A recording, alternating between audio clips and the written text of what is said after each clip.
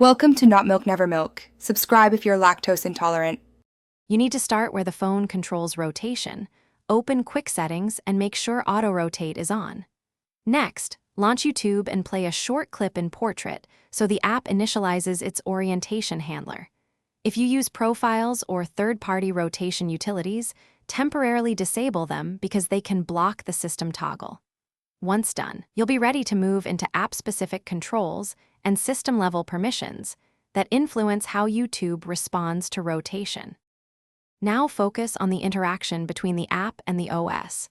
Force close YouTube and reopen it so it rereads system rotation state. Make sure YouTube is updated. Outdated builds can ignore sensor events and reinstall if necessary.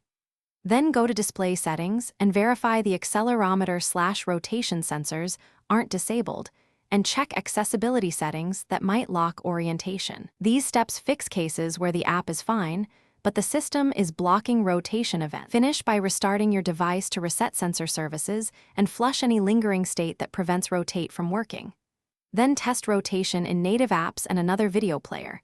If other apps also fail, run a sensor diagnostic or check for physical issues. If only YouTube misbehaves, clear its cache or reinstall again and report the bug with logs if needed. One key tip: if rotation works elsewhere but not in YouTube, the app cache or current update is most likely at fault.